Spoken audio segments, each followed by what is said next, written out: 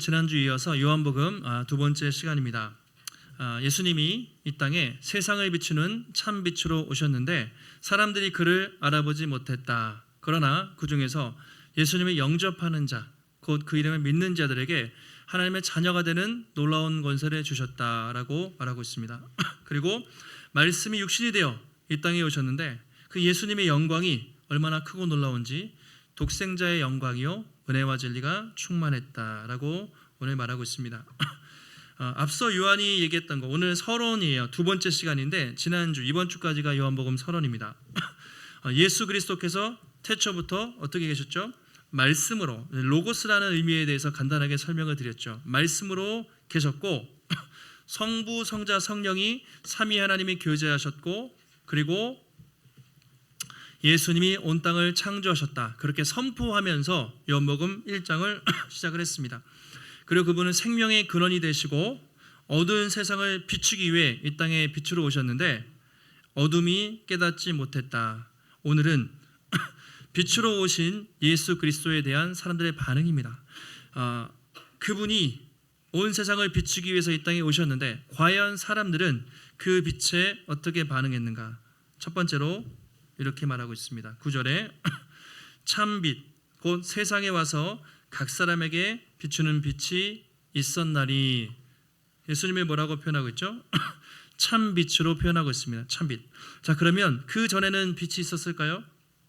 예, 빛이 있었어요. 세상을 비추는 빛. 예를 들면 하나님이 선지자들을 통해서 구약 시대에 복음의 빛을 계속 비추셨어요. 그런데 그 빛은 완전한 빛이 아니었습니다. 선지자들도 사람이었기 때문에 진정한 빛, 영원한 빛은 아니었어요. 그런데 이제 예수님, 참빛, 완전한 빛, 온전한 빛이 되신 예수 그리스도께서 직접 이 세상에 오셔서 세상을 비추셨다. 또는 각 사람을 비추었다라고 그렇게 말하고 있습니다.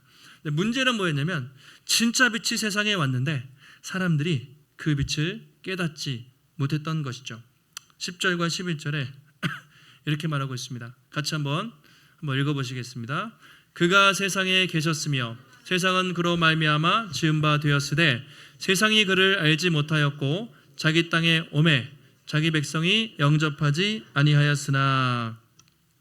자, 그가 어디 계셨습니까? 세상에 계셨으며.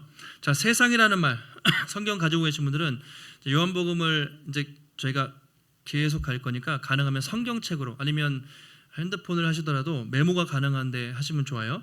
예, 세상이라는 말이 많이 나오죠. 코스모스. 이제 헬라어로 세상의 코스모스라고 그렇게 하는데 오늘도 세상이라는 표현이 많이 나와요. 그냥 우리가 살아가는 세상이라기보다는 부정적인 의미예요. 하나님을 거부하는, 하나님을 거역하는 악한 세상, 주로 그런 의미로 세상이 쓰이고 있습니다.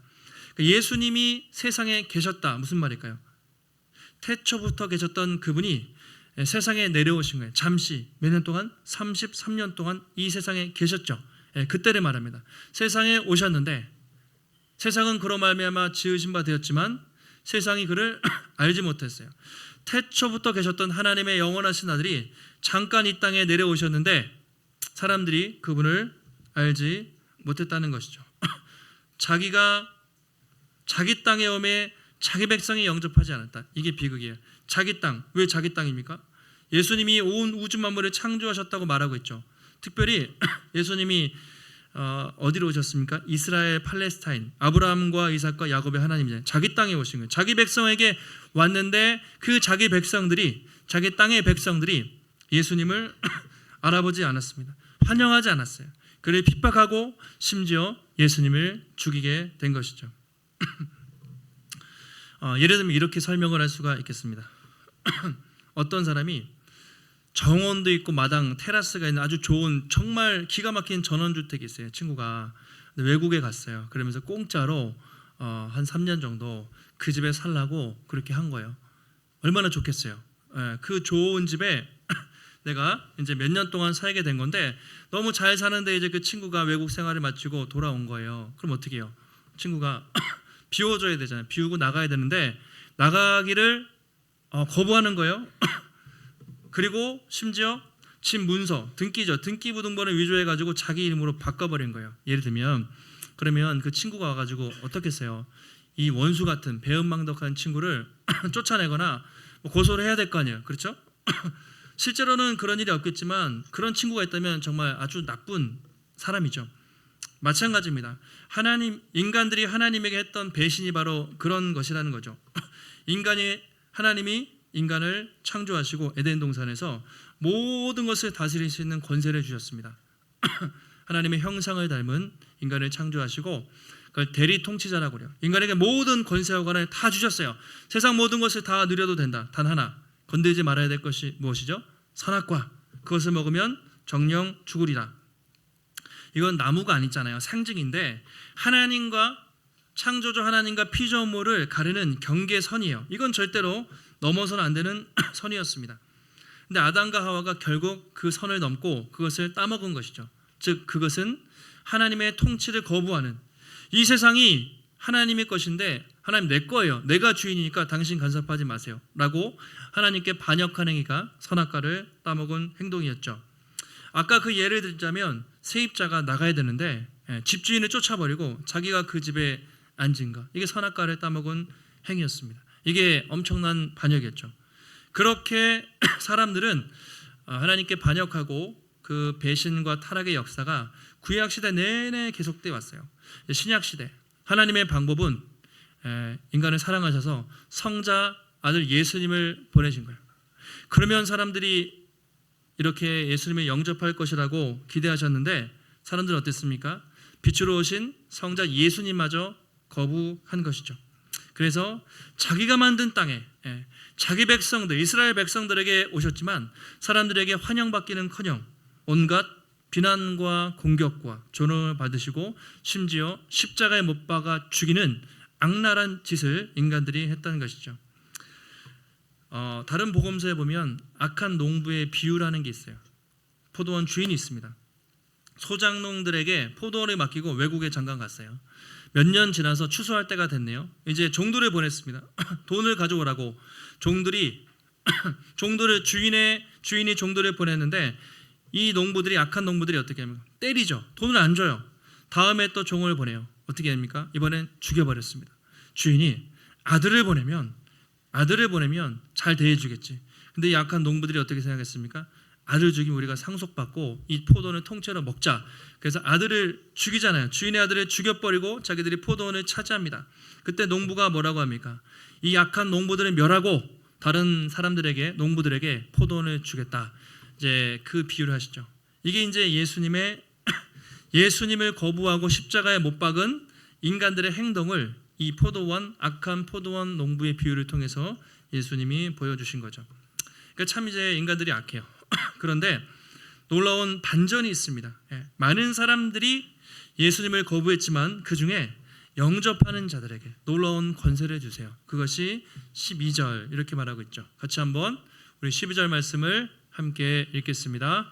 영접하는 자, 믿는 자들에게는 하나님의 자녀가 되는 권세를 주셨으니, 영접하는 자, 곧 그 이름을 믿는 자에게는 하나님의 자녀가 되는 권세를 주셨다. 이 앞에 그러나라는 표현이 있어요. 원래 성경에는. 그러니까 11절까지는 하나님의 아들이신 예수님이 자기 땅에 왔어요. 자기 백성들이 그분을 무시하고 영접하지 않았지만, 그러나 그 중에서 예수님을 영접하는 자, 곧 그 이름을 믿는 자들에게 어떤 권세요? 하나님의 자녀가 되는 놀라운 권세를 주셨다라고 말하고 있습니다. 자, 가장 중요한 오늘 첫 번째 구절이죠. 영접한다는 게 뭘까요? 우리가 예수님을 영접합니다. 마음으로 받아들인다. 좀 더 구체적으로 말하면 예수님을 내 삶의 주인으로 고백하고 인정한다. 예수님 믿는다는 표현과 같은 거예요. 그렇게 예수님을 영접하는 자에게는 어떤 권세요? 하나님의 자녀가 되는 권세라고 되어 있습니다. 이 엑수시안, 권세라는 표현이 권리라는 말도 있고요, 권세라고도 번역하고, 조금 더 뉘앙스를 살리면 특별한 권세예요. 특권. 그래서 세번역 성경을 보면 하나님의 자녀가 되는 특권을 주셨으니, 다시 말하면 놀라운 권세, 누구나 받을 수 있는 게 아니라 특별한 권세를, 특별한 권리를 주셨으니 라고 그렇게 말하고 있습니다. 이게 왜 그렇게 특별한가? 원래는 죽었던 자들이에요. 그러나 그리스도 안에서 다시 새롭게 창조하셨기 때문에 놀라운 특권이죠. 전에는 죄와 허물 때문에 하나님과 원수였어요. 하나님 가까이 나갈 수도 없었지만 이제는 하나님의 자녀가 되어서 언제든지 하나님께 나아가서 주님을 만나고 주님과 교제할 수 있는, 하나님 예배할 수 있는 놀라운 권세, 특권을 주셨다라고 그렇게 말하고 있습니다. 근데 그게 그냥 된 것이 아니라 13절에 보시면 뭐라고 되어 있습니까? 어떻게 그 특권을 누리게 됐죠? 혈통, 육정, 사람의 뜻이 아니라 하나님께로부터 난 자들만 그 특권을 받게 되었다. 혈통은요 족보입니다. 유대인들의 혈통, 구약시대까지 유대인들은 할례를 받고 유대인의 혈통으로 태어나야 구원받는다고 생각했어요. 그거 아니라는 거예요. 혈통 중요하지 않아요. 육정, 남자 여자가 결혼해서 자연적으로 출생하는 것을 말하는데 그런 것으로 되는 것이 아니에요. 사람의 뜻과 계획으로 그렇게 되는 것이 아닙니다. 하나님의 자녀가 되는 특권은 누가 누릴 수 있습니까? 오직 하나님께로부터, 다시 말하면 하나님의 뜻으로, 하나님의 은혜 가운데 하나님이 택하신 자들에게만 주시는 놀라운 권세다라고 그렇게 말하고 있습니다. 요즘으로 말하면 이런 거죠. 여러분이 하나님의 자녀가 된 것을 여러분 믿으시죠? 믿으시죠? 아멘이시죠? 그렇다면 어떻게 하나님의 자녀가 됐습니까? 여러분들이 다른 사람들보다 외모가 좀 뛰어나거나 부모님을 잘 만났거나 가문이 좋거나 스펙이 좋거나 사회에서 직장이 좋거나 전혀 그런 것이 아니죠. 오직 하나님의 은혜로, 하나님의 뜻 가운데 하나님의 택하심으로 그 자녀가 되었다라고 그렇게 말하고 있습니다.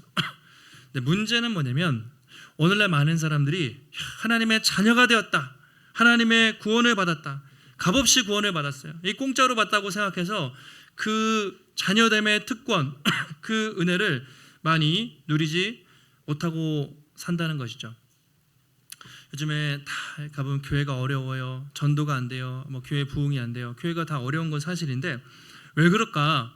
여러 가지 이유가 있겠지만 가장 본질적인 것은 예수 믿는 성도들이 우리가 그것을 잘 모르기 때문에, 내가 하나님의 자녀가 된 것이 이렇게 소중하고 놀라운 것인가, 그 은혜를 잘 모르고 하나님의 자녀된 그 특권, 그 권세를 잘 누리지 못하고 살고 있기 때문이 아닌가, 그런 생각이 들어요. 하나님의 자녀됨의 권세를 잘 알고 있는가, 그 권세를 충만하게 누리고 있는가. 쉬운 예를 들어볼게요. 어떤 사람이 찢어지게 가난하게 살고 있어요. 자기가 부모님도 잘 모르고 어찌어찌 살다 보니까 너무 가난하게 살고 있는데 알고 보니까 부모님이 재벌이었던 거예요. 그래가지고 통장에 유산을 무려 100억, 1000억, 그만한 상속, 상상만 해도 좋죠. 부모님이 1000억을 상속을 했어요. 그럼 얼마나 좋은 거예요. 근데 이 사람은 자기 부모님이 그런 부자인지 몰랐어요. 유산을 상속받은지 모르고 찌질하게 가난하게 살고 있다면 그 사람 얼마나 안타까워요. 그 많은 상속을 누리지 못하고 사는 거죠. 만약에 어떤 분이 VIP 멤버십이 있어요. 우리나라 최고의, 예를 들면 우리나라 최고의 호텔에, 좋은 호텔은 한 하루에 1000만 원 정도 이상 할 텐데 1000만 원 정도 되는 호텔에 무료로 매일 쓸 수 있는 VIP 회원 멤버십, 비행기를 탈 때 퍼스트 클래스 1등석을 그냥 마음대로 탈 수 있는 VIP 클래스가 있다고 생각해 보세요. 여러분 퍼스트 클래스 타보셨어요? 저는 이코노미만 타봐서 모르는데 사진을 보니까 기본적으로 침대가 있고, 그냥 누워서 가요. 침대가 쫙 깔려 있고 그 다음에 음식도 호텔식으로 막 스테이크가 나오는, 그 정도면은 외국 여행 가도 하나도 힘들지 않을 것 같은 퍼스트 클래스. 만약에 그걸 마음대로 누릴 수 있는 비즈니스 VIP 멤버십이 여러분에게 있다고 생각을 해보세요. 근데 그게 있는데 그걸 몰라요. 잘 사용하지 못하고 그냥 비행기 타는데 이코노미 가고 그냥 맨날 그렇게 하는 거예요. 만약에 그렇다면 그 권리를 누리지 못하는 거잖아요. 얼마나 아깝겠어요. 마찬가지라는 것이죠. 오늘날 많은 사람들이 예수 그리스도를 믿고 하나님의 자녀가 되는 특권 중에 특권, 최고의 특권을 받았음에도 불구하고 그 권세가 얼마나 소중한지 모르는 것이죠. 그 특권을 누리지 못하고 사는 거예요. 마치 VIP 그 특권을, 멤버십을 가지고 있는데 안 쓰는 거예요. 부모님이 1000억을 상속했는데 상속받은지 모르고 거지같이 사는 거예요. 그렇다면 얼마나 안타까운 일이겠습니까? 만약에 세상 사람들에게 최고의 특권이 뭐냐, 요즘은 신분사회는 아니니까 자본주의 사회에서 최고의 특권, 아마 돈 많은 부모님 만나서 재벌 2세가 되어서 평생 일 안 해도 쓸 수 있을 만큼 통장에 돈이 많이 쌓여 있다. 그러면 사람들이 부러워하겠죠. 그 정도면 특권. 그런데 오늘날 많은 성도들도 그런 식으로 돈이 많고 뭐 복을 받으면 특권이라고 생각할지 모르지만 정말 예수를 믿고 하나님의 자녀된 것이 그렇게 큰 특권인지 모르고 또 못 누리고 사는 경우가 많이 있는 것 같아요. 우리는 철저히 자본주의적 사고에 찌들어 있어요. 우리들도 자본주의 세상에 살고 있기 때문에 돈으로 뭔가 많은 것이라 생각하면 여러분 1,000억을 상속받는 생각해 보세요. 기분이 좋죠. 그러나 우리가 받은 복음의 은혜는 1,000억과 비교할 수 없는 엄청난 가치인데 사람들이 그것을 잘 모르고 산다는 것이죠. 여러분, 하나님의 자녀가 되는 권세가 이게 왜 그렇게 놀라운 권세일까요? 돈이 많으면 좋죠. 나쁜 건 아니에요. 상속을 많이 받았어요. 또 스펙이 좋아요. 또 부모님 잘 만나서 금수저로 태어나면 좋겠죠. 그런데 여러분, 재벌 2세로 태어난 사람들 뉴스에 보면 다 행복할까요? 뭐 그런 사람도 있겠지만 대부분 탕진하고 마약과 술에 쩌들어서 사는 사람도 많고요. 아니 아무리 많은 유산을 상속받아도 죽을 때는 다 놓고 가요. 아무것도 없이 가는 것이죠. 그러니까 세상에서 누릴 수 있는 권세라 함은 잠깐 일시적으로 영원한 기쁨과 구원을 주지 못하는 그런 권세들입니다. 그러나 예수 그리스도 하나님의 자녀됨의 권세는 어떻습니까? 영원하죠? 또 변하지 않는 우리에게 진정한 만족과 구원을 주는 그런 권세라는 것이죠. 하나님의 사랑받는 자녀가 되어서 언제든지 하나님 앞에 나아갈 수 있고, 여러분 죽으면 우리에겐 무엇이 기다리고 있습니까? 뭐가 기다리고 있죠? 죽으면 뭐가 있어요?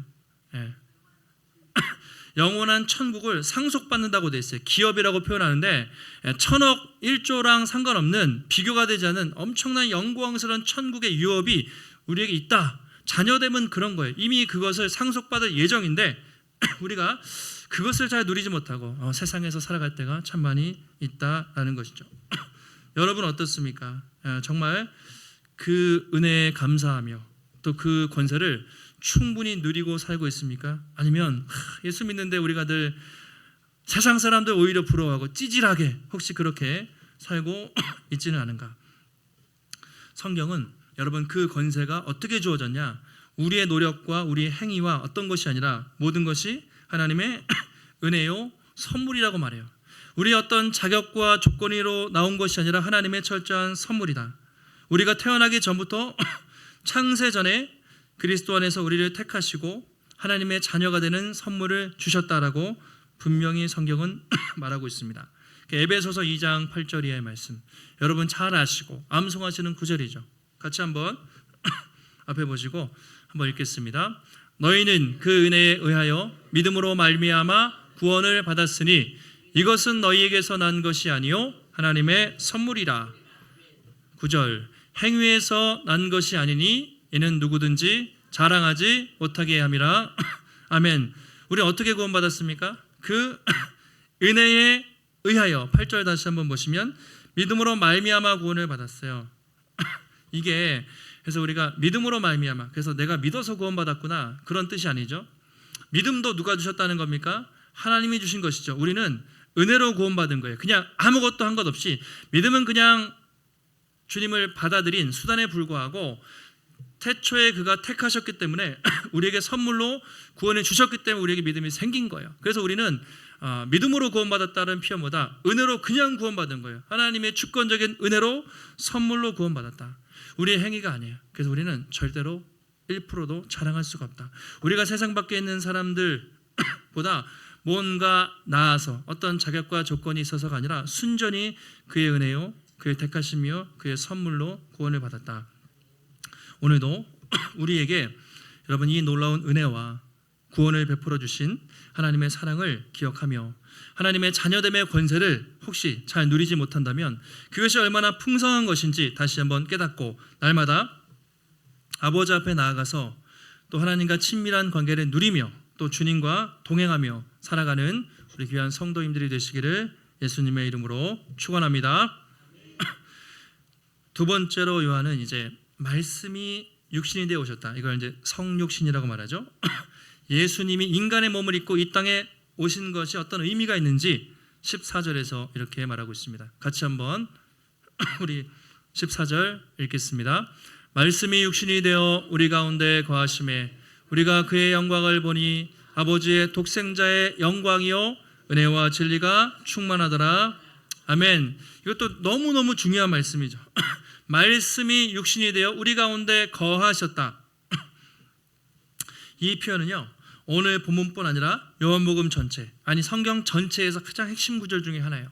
성육신의, 하나님의 아들이 이 땅에 오셨다는 이 성육신의 비밀을 이 한 구절이 너무나 잘 표현해주고 있습니다. 이거 다 설명하기가 어려울 정도예요. 자, 말씀이 육신이 됐다. 이 한 구절 엄청난 구절입니다. 몇 줄을 설교해도 부족할 만한 구절이에요. 잘 한번 들어보세요. 이 구절은 말씀이라는 말은 언제 나왔습니까? 요한복음 1장 1절에 태초에 뭐가 있었죠? 말씀이 계시니라. 말씀은 뭐였죠? 로고스라는 의미였습니다. 태초에 말씀, 로고스로 계셨던 그 성자 예수님께서 어떻게 하셨다고요? 육신이 되었다. 육신, 육체를 입고 오셨다는 말이에요. 사르크스, 이 육체라는 말은 인간과 같이 연약한 그냥 육체, 죄에 넘어질 수 있는 그런 연약한 육체로 오셨다라는 것입니다. 다시 말하면 예수님이 인간과 동일하게 기쁨과 슬픔과 피곤함도 느끼고 슬픔도 느끼고 분노도 느끼는 연약한 육체를 입고 완전한 인간이 되셨다.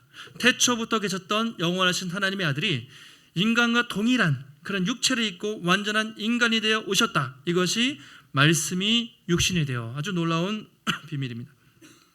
차이점이 있다면 우리는 죄가 있지만 예수님은 죄 없는 몸으로 인간으로 오셨지만 동정녀 마리아에게 태어나셨기 때문에 죄가 없는 완전한 인간으로 오셨다라는 것을 표현해주는 구절이죠. 그래서 말씀이 육신이 되어 우리 가운데 거하셨다. 거하셨다. 아주 중요한 표현. 그냥 예수님이 내려오셨다가 아니라 구약 성경의 배경이 있어요. 거하셨다라는 말은 구약에서 성막을 짓다 또는 장막을 치다, 텐트를 만들다 이런 뜻입니다. 자, 직역하면 말씀이 우리에게, 예수님이 우리에게 장막을 치셨다, 텐트를 치셨다 이런 의미거든요. 더 쉽게 말하면 예수님이 이 땅에 살아있는 움직이는 성전으로 직접 내려오셨다 이런 뜻입니다. 상당히 중요한 표현이에요. 자, 구약 시대는 성막, 성전이 중요했어요. 장소가. 하나님은 거기에만 임하셨어요. 아무데나 안 계셨어요. 아무데나 계시면 사람들이 죽어요. 그래서 성막에, 성전에만 거룩하게 임재하시기로 하나님이 약속을 하셨죠. 출애굽기를 생각해 보실까요? 모세가 성막에서 제사 지낼 때 하나님의 영광이 임해요. 쉐키나 이렇게 표현하는데 하나님의 영광이 임해가지고 사람들이 무서워서 벌벌 떨 정도로 그 성막 안에 하나님의 엄청난 영광이 임했다고 말하고 있습니다. 열왕기를 보시면 이제 성막이 성전이 되죠. 솔로몬이 성전을 짓고 성전 봉헌식 때 예배를 드리는데 하나님의 임재가 성전 안에 가득해서 사람들이, 제사장들이 서 있지 못할 정도라고 했어요. 그의 영광이 얼마나 찬란한지 무서워 벌벌 떨 정도로 거룩한 영광이 성전과 성막에 임했던 것이죠. 그런데 오늘 예수님께서 친히 이 땅에 살아있는 성전, 하나님의 영광이 그대로 충만한 모습으로 살아있는 성막 그리고 성전으로 이 땅에 오셨다라는 것이죠. 그러니까 더 이상 예수님이 오신 뒤로는 구약의 성전이 의미가 없는 거예요. 건물이 중요한 게 아니라 예수님 자체가 성전이기 때문에 누구든지 그리스도 안에서 예수님을 통해서 하나님을 만날 수 있고 하나님의 영광을 경험할 수 있고 하나님을 예배할 수 있는 새로운 시대가 열렸다. 이것이 말씀이 육신으로 되셨고 우리 가운데 거하심에 이런 의미가 되는 것이죠. 그래서 뭐라고 표현합니까? 14절 후반절에도 그의 영광을 보니 얼마나 찬란한지 독생자의 영광이요 은혜와 진리가 충만하다. 이건 차고 넘쳤다는 표현입니다. 독생자의 영광. 원래 영광이라는 말은 성부 하나님께만 쓰는 거예요. 그래서 하나님의 영광, 이스라엘 백성들은 늘 그렇게 표현했고 성부 하나님을 보면 죽는다고 생각했어요. 그 빛이 너무나 찬란해서 감히 성막, 성전 주변에 보통 사람들은 갈 수도 없었습니다. 그만큼 하나님의 영광이 엄청났어요. 예수님이 하나님의 영광을 그대로 가지고 이 땅에 내려오셔서 보니까 너무 찬란해요. 독생자의 영광이고 은혜와 진리가 넘치도록 충만하였다라고 요한이 기록하고 있습니다. 이 사람은 예수님의 제자잖아요. 3년 동안 예수님 곁을 따라다니면서 그 영광을 본 거예요. 이분은 정말 하나님 자체였구나. 그것을 요한이 경험하고 이렇게 표현을 한 거예요. 글로 표현하기에 부족할 정도로 예수 그리스도가 하나님의 영광이 충만한 모습으로, 그러니까 예수님을 보면 그 성부 하나님을 본 것과 같을 정도로 그런 놀라운 영광을 가지고 이 땅에 오셨다라고 그렇게 말하고 있습니다. 왜 이걸 강조할까요? 그 당시에는 영지주의 여러 이단들이 있었는데 예수님의 신성, 예수님은 하나님이 아니야라고 하는 이단도 있었고, 예수님의 인성, 예수님은 인간이 아니라 그냥 인간의 몸을 입고 잠깐 오셨다, 그렇게 주장하는 이단도 있었습니다. 이거 중요해요. 그러니까 영지주의자들이 뭐라고 했냐, 예수님은 하나님이셨는데 인간에게 살짝 들어오셨다가 십자가 죽으실 때 살짝 올라가셨다, 이렇게 표현해요. 그걸 가현설이라고 말하는데 완전히 이거는 이단입니다. 우리 성경은 뭐라고 말하냐면 예수님은 완전한 태초부터 계셨던 하나님의 아들, 신성이죠. 하나님이시자 완전한 인간의 몸을 그대로 입고 오셔서 이 땅에서 인간과 똑같은 고통과 질병과 그 모든 것을 느끼신 완전한 인간이셨다. 이 두 가지를 강조합니다. 그것을 기억하는 것이 중요합니다. 여러분은 이 14절 말씀이 육신이 되어 우리 가운데 거하심에, 이 구절을 어떻게 여러분 이해하셨습니까? 태초부터 계셨던 영원하신 하나님의 아들이 이 연약한 인간을 구원하기 위해 인간이 되셨다는 이 말씀, 예수님은 시간과 공간의 제약을 받지 않는 하나님이시잖아요. 그러니까 하나님이 창조하실 때 공간만 창조한 게 아니라 시간도 창조된 거예요. 시간도 째깍째깍. 원래 하나님은 시간에 간섭을 안 받는 분이에요. 스스로 계시고 그냥 영원한 개념이에요. 그냥 무한대이신데 예수님이 이 땅에 오셨다는 건 공간의 제약 속으로 또 시간 속으로 파고 들어오신 거예요. 그러니까 엄청나게 낮아지신 겁니다. 만약에 예수님이 이 땅에 왕으로, 화려한 왕으로 오셨다 그래도 그 예수님이 엄청나게 낮아지신 거예요. 왜냐하면 세상을 창조하신 창조주가 피조 세계에 들어왔다는 것 자체는 정말 모욕적인 일, 이거는 상상할 수 없는 엄청난 낮아지신 일이에요. 왕으로 오셨다 그래도 이거는 말이 안 되는 이야기예요. 그런데 예수님이 어떻게 오셨습니까? 이 땅에 오실 때 왕으로 오셨습니까? 인간들도 그렇게 싫어하는 구유에서, 아주 낮고 가장 천한 곳에서 오셔서 사람들에게 비난과 조롱을 받으시고 심지어 십자가에 죽기까지 자신을 내어주신 것이죠. 그래서 이것을 상상할 수 없는 성육신, 낮아지심, 감히 겸손이라고 표현할 수도 없어요. 좀 이해를 위해서 예를 한번 들어보겠습니다. 집에 강아지 키우시는 분 많이 계시죠? 고양이도 반려견, 반려묘 많이 키우시는데 예를 들어서 고양이 여기 2마리, 이름 생각이 안 나는데 고양이가 있어요. 또 조이가 있어요. 예를 들어서 조이라는 강아지가 있어요. 다혜라는 강아지가 있어요. 그런데 너무 사랑해요. 너무 사랑해가지고 만약에 강아지가 되라, 고양이가 되라, 케이지에서 같이 먹고 자라, 만약에 그렇게 한다면 어떠시겠어요? 그만큼 사랑하시나요? 되게 모욕적이죠. 아무리 내가 강아지, 고양이를 좋아해도 강아지나 또 고양이가 돼서 케이지에서 같이 먹고 잔다, 개가 먹는 음식을 먹는다, 인간에게 모욕적인 말이죠. 만약에 개가 너무 아파요. 고양이가 너무 아파가지고 치료비가 드는데 희귀병이에요. 치료비가 1억이 들어요. 1억, 10억이 들어요. 여러분은 그러면 그 사랑하는 강아지, 고양이를 위해서 치료하시겠어요? 고민되죠. 아무리 내가 개를 사랑해도 10억을 주고 치료할 만큼 그렇게 생각할 사람은 잘 없을 거예요. 만약에 그 강아지나 고양이를 고치기 위해서 내가 목숨을 대신 해가지고 걔가 살아날 수 있다면, 내 자녀를 대신 죽여서 살아날 수 있다면, 그런 일은 없겠지만 그렇게 할 미친 강아지, 고양이 주인은 없을 거예요. 말도 안 되는 이야기죠. 그런데 우리 주 예수님이 우리를 위해서 행하신 일이 바로 그 일이라는 것이죠. 자신을 반역한, 자신을 어쩌면 물어버린, 배신한 인간들을 위해서 친히 영원하신 하나님께서 인간의 몸을 입고 피조 세계에 오셔서 우리가 강아지, 고양이가 되는 것보다 훨씬 더 모욕적인 일이에요. 창조주가 인간이 됐다는 건 상당히 말할 수 없는 모욕스러운 일입니다. 그런데 내려오셔서 사람들에게 수많은 비난과 조롱을 당하시고 모욕을 당하시고 심지어 우리를 대신해서 자신의 생명을 내어주심으로 우리를 구원하신 하나님의 그 사랑을 우리는 기억을 해야 할 것입니다. 온 세상에서 가장 영광스럽고 높으신 하나님의 아들이 가장 낮은 자리에 오셔서 우리를 구원하기 위해 이 땅에 내려오셨다. 그리고 우리 위해 대신 죽으셨다. 이 성육신은 정말 우리가 영원히 찬양해도 이해할 수 없는 정말 놀라운 비밀이 되는 것입니다. 예수님이 왜 그러셨을까요? 왜 그분은 그 하늘보다 높은 하나님의 영원한 권세를 버리고 이 땅에 피조물로 오셔서 자신의 생명을 드리셨을까요? 모르죠. 우리가 설명할 수 있는 유일한 이유가 있다면 우리 너무나 사랑하셨기 때문에. 그 요한복음 3장 16장이 중요한 것이죠. 하나님이 세상을 얼마큼이요?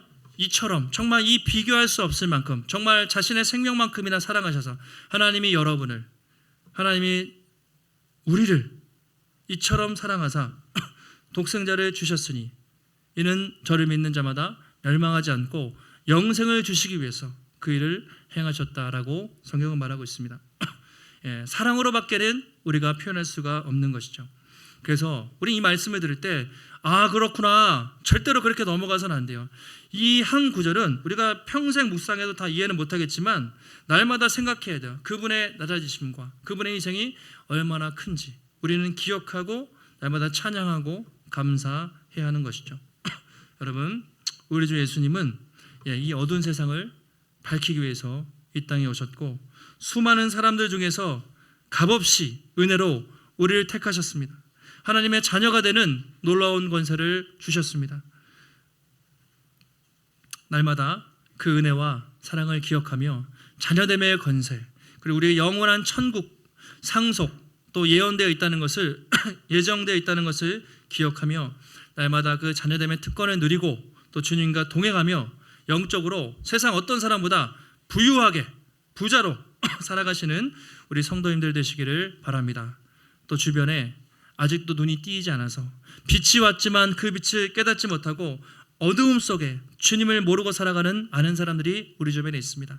이제 여러분들 명절이 되면 친척들 또 가족들, 형제들, 이웃들, 친구들 만날 텐데 분명히 그 가운데는 여전히 복음의 빛이 필요한 많은 사람들이 있습니다. 먼저는 예수의 생명을, 그 빛을 여러분이 잘 소유하고 누리시고 또 그 빛을 모르는 사람들에게 예수 그리스도 생명의 빛을 또 그 복음을 증거하며 우리 살아가시는 귀한 성도님들이 되시기를 예수님의 이름으로 축원합니다. 하나님 감사합니다. 오늘도 우리에게 거룩한 주 허락하시고 요한복음 통해 주님의 귀한 말씀 깨닫게 하시니 감사를 드립니다.